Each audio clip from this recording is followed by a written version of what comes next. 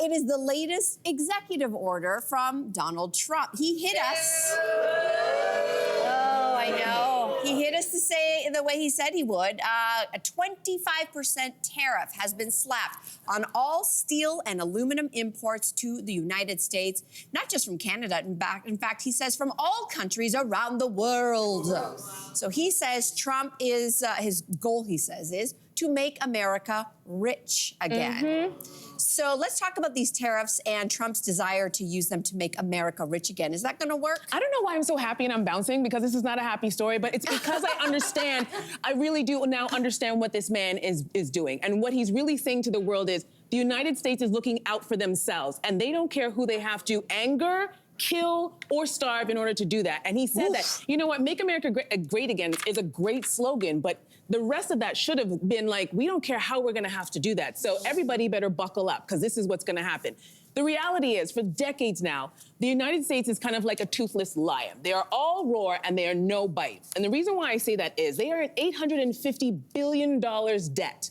And two countries own that debt, China and Japan. China owns a majority of that debt. China also has the majority of the factories and manufacturing that Americans use and buy on a regular basis. Donald Trump knows that you cannot be a force in the world, and you know how he is. America's the greatest country in the world.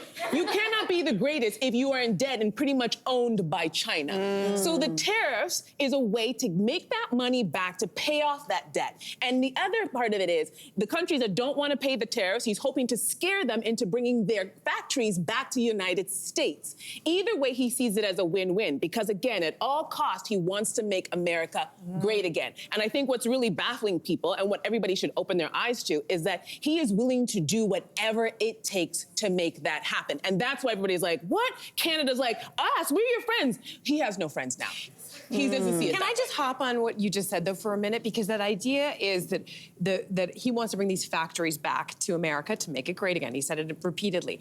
And here's where I'm confused, because the reason you have to ask yourself, like, why did all of the industries, so many of the industries, clothing manufacturing, car manufacturing, leave America and go overseas? Well, it's a very corporate thing to do, right? You want to cut costs. You go to the places that have big manufacturing plants already that will build those up, and specifically be able to pay workers cheap labor. less. Yeah, cheap labor. We hear it over and over again, which has kept the cost of items down. So let's just play this through. If he even could wave a magic wand and have all of these industries suddenly be able to operate functionally in the short term in America again, you're going to have to pay your workers living wages. You're going to have to pay according to law. So inevitably, that means the price of goods are going to go up for American citizens. You think American citizens bought into that? This is where the math is mathing for me. But could that also be part of the reason why he deported all of those Latin American workers who are like, we'll take those jobs, we don't care. He's like, let's get rid of that workforce, because those people would threaten that. You're right, because they would take those jobs. Right. So he's gonna force everything. No, I was going to say, like,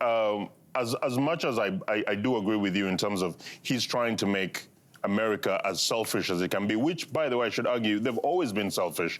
The difference is that we're partnering with different people. The way production and manufacturing has gone in the last 25 to 30 years is that everything is so intertwined that a trade war is going to hurt everyone. And as someone who speaks for someone who grew up in a different part of the world, none of us asked for this, okay? None of us asked for what is happening right now. And it kind of feels like when you go to a house party and you're having a good time, and then the couple that invited you start fighting, and then everyone has to go home. Like, you're like, no, but I was still having fun. I was having, the snacks were great, the music, the music was a vibe and everything. And then all of a sudden, the couple fights, and then they kick everyone out, and now we have to pay for what we have not, we didn't elect this man. Like Canada didn't, the rest of the world did not, and now we have to deal with the real life consequences of what's going to happen. I love that house party analogy. I'm in for that. Good one. I think it's funny. I'm actually zooming out from all of this to say, what is his bigger plan? Is it just to bring manufacturing home? That's probably part of it. But is it just me who feels like we are eating, sleeping, breathing a real life Roman Empire? So go with me here. What was the Roman Empire all about? Expansionism, going out into the world, conquering lands, colonization, raping and pillaging the people for their own gain.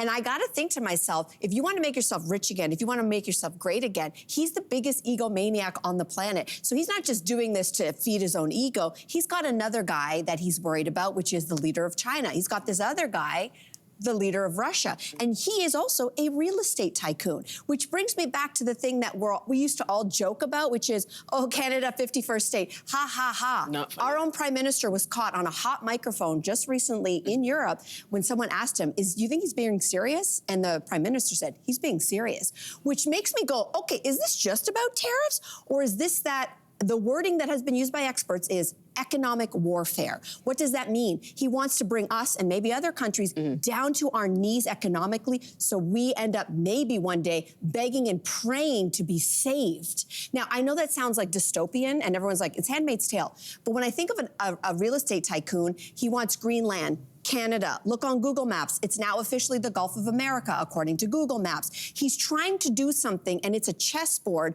where he's trying to accumulate land and power and money, and manufacturing and money is the way to get us on our knees. So all I'm going to say is this. We have an election coming up, right? Why does this matter? We have a federal election coming up. Imagine, play this game. Who do you want to see in that boardroom on the other side of Trump representing Canada? Play that game for a second. Yeah.